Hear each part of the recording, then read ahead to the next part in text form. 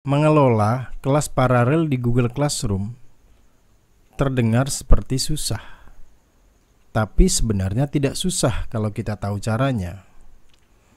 Halo, saya Budi Siswanto, dan pada hari ini kita akan belajar bagaimana cara mengajar di Google Classroom apabila kita mempunyai kelas paralel. Memang sih, kita bisa membuat sejumlah kelas yang kita ajarkan, kemudian kita masukkan siswanya satu persatu, dan kita masukkan materi-materinya kepada setiap kelas paralel tersebut. Tentu itu sangat memakan waktu.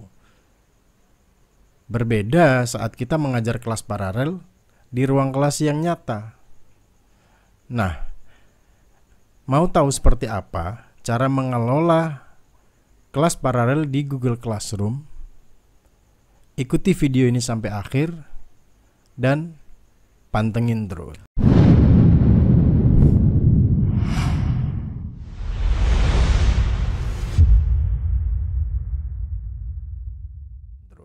Ups, tapi tunggu. Untuk melihat video saya tentang bagaimana cara memulai Google Classroom, silakan cek di sini. Baik, langsung saja. Ini adalah tampilan dari Google Classroom. Pada video sebelumnya, saya sudah menjelaskan tentang menu, bagaimana cara membuat kelas, cara mengundang siswa, dan sebagainya. Tapi kali ini kita akan langsung masuk ke materi, yaitu bagaimana cara mengelola kelas paralel pada Google Classroom, tanpa harus membuat jumlah kelas sesuai dengan paralelnya. Oke, ini adalah ruang kelas untuk guru, di mana kita akan mengelola materi dan sebagainya. Sementara ini adalah ruang kelas untuk siswa, untuk melihat hasilnya seperti apa. Langsung kita masuk ke ruang guru dan pilih menu classwork. Dilihat di sini, kita sudah mempunyai dua topik. Topik pertama adalah kelas 1A dan topik kedua adalah kelas 1B. Namun, kita juga bisa membuat topik baru jika kelas kita lebih dari dua kelas. Caranya dengan klik menu create dan pilih topik. Kemudian langsung tulis kelas 1C. Mungkin seperti itu. Oh, kelas yang baru dibuat ternyata berada di atas. Kalau mau memindahkan, cukup tarik ke bawah saja. Oke. Selanjutnya, saya juga sudah menyiapkan satu materi berupa kuis yang akan kita olah supaya satu kuis tersebut bisa digunakan oleh dua kelas paralel tanpa kita harus melakukan kerja yang sama berulang kali. Caranya seperti apa? Kita masuk menu create sekali lagi. Kali ini saya akan mulai dengan assignment. Saya tidak akan menggunakan quiz assignment. Ini alasan saya. Karena kalau kita membuat dengan quiz assignment, biasanya akan langsung terbuka Google Form baru, di mana terkadang apabila soal yang sedang kita proses itu tidak selesai, itu akan menjadi file yang bertulisan quiz 1 di folder kelas kita, dan itu biasanya bukan hanya satu, ada 1, 2, 3 dan sebagainya. Padahal kelas yang akan kita kelola itu bukan itu, sehingga kita harus membuat lagi, mengulang lagi dan sebagainya. Kali ini saya akan memulai dari assignment langsung. Jadi saya klik menu assignment, kemudian saya tulis di sini kelas 1A. Silakan memberi deskripsi, petunjuk atau apa saja yang berkaitan dengan tugas tersebut. Kemudian di sini ada menu add. Kita bisa mengambil dari Google Drive, link file ataupun dari video YouTube. Tapi seperti yang saya sampaikan, saya sudah menyiapkan soalnya. Jadi langsung saja masuk ke Google Drive. Kemudian pilih My Drive. Perlu diketahui ya, setiap ruang kelas pada Google Classroom yang kita buat itu secara otomatis dia akan membuat satu folder namanya Classroom itu sendiri. Dan di dalam Classroom itu nanti akan terbagi menjadi beberapa folder lagi sesuai dengan jumlah kelas yang ada pada akun ini. Jadi ini masuk ke folder Classroom. Kemudian di sini ada nama kelas kita, yaitu demo kelas ya. Saya buka. Dan ini ada 2 materi. Untuk manajemen materi nanti saya akan buatkan video khusus tentang ini. Jadi saya masukkan materi. Dan ini adalah tugas yang sudah saya buat dengan Google Classroom berbentuk kuis. Klik saja dan langsung insert. Tugas sudah masuk di sini. Kita beralih ke menu bagian kanan. Jika kita mau langsung menjadikan tugas ini bisa dikerjakan oleh siswa, kita bisa langsung klik assign. Tetapi tanda panah ini membawa beberapa menu yang lain. Assign itu sendiri, kemudian kita bisa membuat schedule, atau kita hanya mau menyimpannya sebagai draft untuk kita lanjutkan pekerjaan itu kemudian, atau bahkan kita bisa menghapus apa yang sedang kita kerjakan dengan menu discard ini. Oke. Yang berikutnya di sini ada poin. Kalau kita mau kasih poin silakan tulis di sana, atau kita mau memberi poin yang berikutnya, kita cukup pilih ungraded. Saya biarkan dia seperti itu. Dan due ini adalah untuk menentukan kapan tugas ini terakhir bisa dikerjakan. Setelah itu linknya akan tutup. Kemudian di sini ada topik. Topik inilah yang akan menentukan di kelas mana tugas ini akan dikerjakan dan oleh siapa. Nah, yang pertama saya akan memilih kelas 1A. Oke. Setelah ini semua di-set, satu hal paling penting adalah jangan sampai lupa melakukan ini, yaitu memilih siswa yang akan masuk ke dalam kelas 1A. Jadi contohnya di sini ada 20 nama siswa, maka silakan pilih 10 untuk kelas 1A atau 10 untuk kelas 1B dan sebagainya. Tapi ini hanya sebagai contoh ya, saya cuma punya 2. Jangan centang semuanya. Karena kalau centang semuanya, berarti tugas ini akan otomatis langsung masuk ke seluruh siswa. Nah, untuk kelas 1A, saya pilih satu nama untuk dimasukkan ke kelas 1A. Setelah itu, silakan klik assign.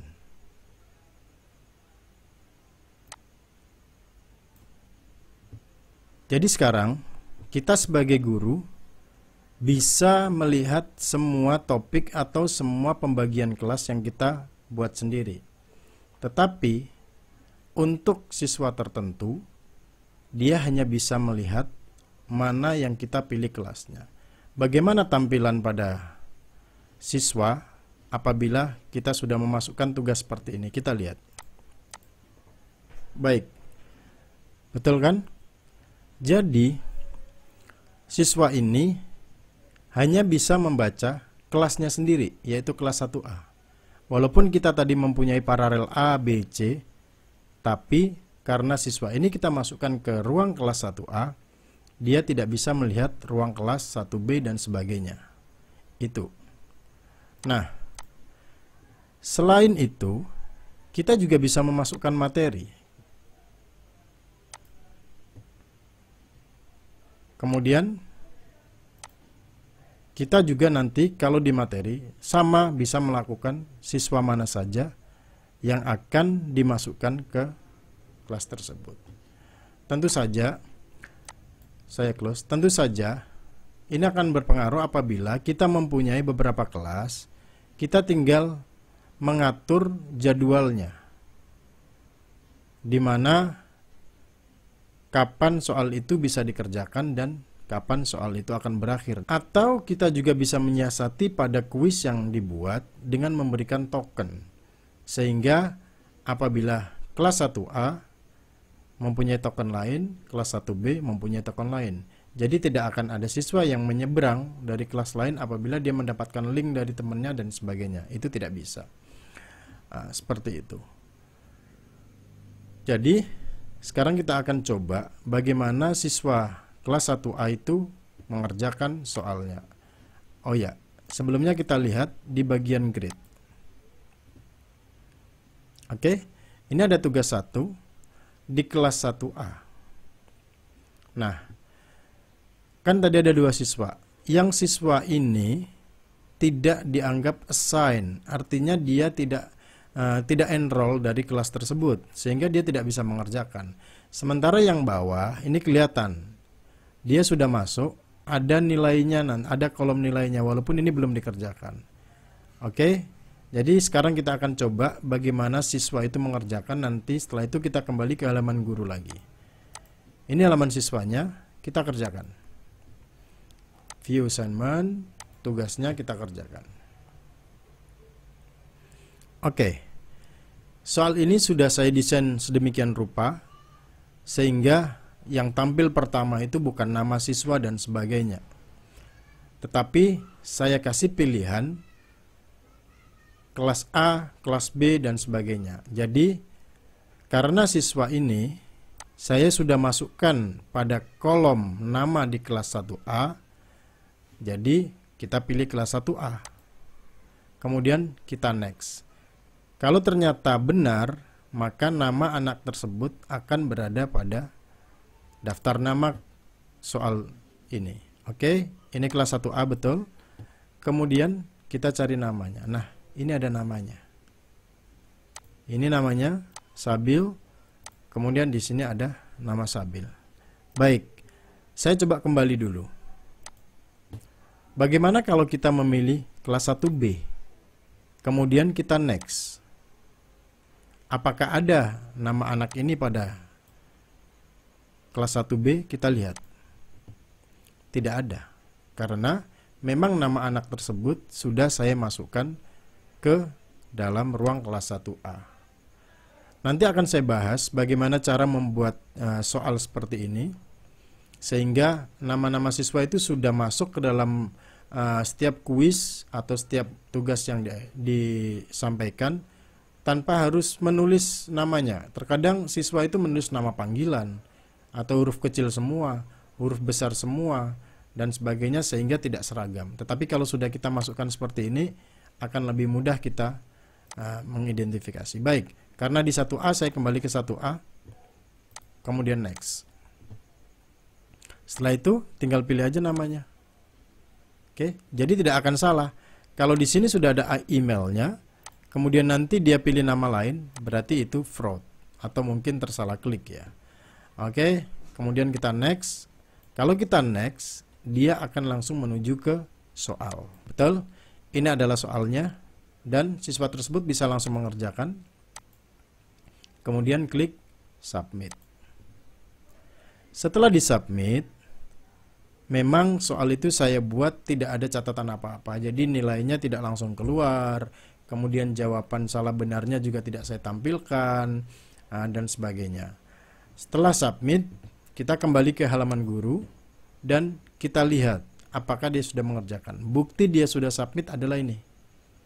Apabila sudah ada tulisan per 100 sesuai poin yang kita tulis pertama tadi, dia akan berwarna hijau. Kalau tadi adalah berwarna abu-abu, tetapi kalau diklik baru dia akan tampil. Ini artinya siswa ini sudah mengerjakan. Lalu sebagai guru kita bisa melihat nilainya berapa dengan klik tugas ini untuk melihat semua siswa, atau kita bisa memilih satu persatu di namanya. Kita lihat langsung aja di tugasnya.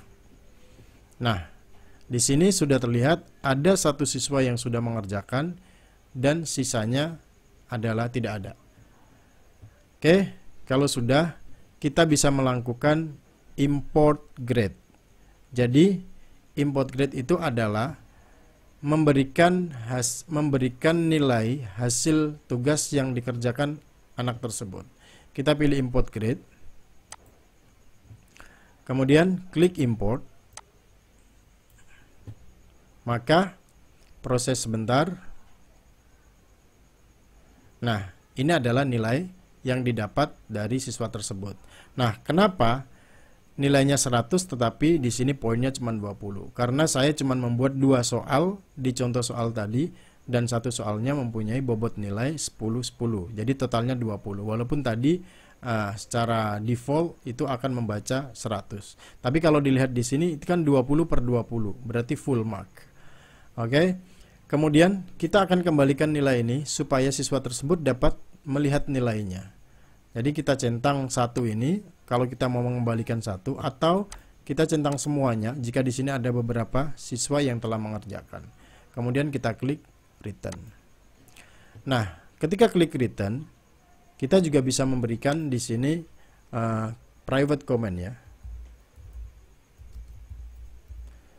kepada siswa tersebut, dan itu hanya bisa dibaca oleh siswa yang bersangkutan. Setelah itu kita klik return. Apa yang terjadi? Setelah diklik return, kita akan cek di halaman siswanya. Kita kembali ke halaman siswa, kemudian kita ke menu kelas, kemudian nilai itu bisa dilihat dari menu stream, dan klik view all. Nah, ini adalah nilai yang didapat dari hasil tugas pertama tadi. Nilainya 20/20, dan di sini ada ikon kecil seperti pesan. Kalau kita klik, akan mendapat notifikasi dari guru, yaitu tulisan good job yang kita tuliskan tadi. Kita kembali ke kelas dan ke classwork.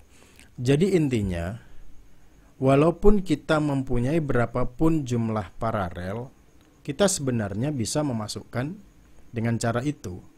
Kita buktikan lagi, kalau seandainya ini kan baru satu kelas. Nah, kalau kita mau memasukkan ke kelas 1B, soal yang sama, materi yang sama, kita cukup mengulang langkah yang tadi. Ya, memang ada pengulangan, tetapi kan kita tidak perlu pindah kelas. Kita cukup melakukan pada satu kelas saja. Kita ulangi langkah tadi, pilih create, pilih assignment, tulis tugas 1 kelas 1B. Silakan masukkan deskripsi. Kemudian kita pilih Google Drive karena soal tersebut ada pada Google Drive. Ya, My Drive, Classroom, masih di demo kelas, dan masih di tempat yang sama adalah materi 1. Dan ini adalah tugas yang tadi sudah kita posting pada kelas 1A. Apakah kita bisa postingnya lagi? Bisa.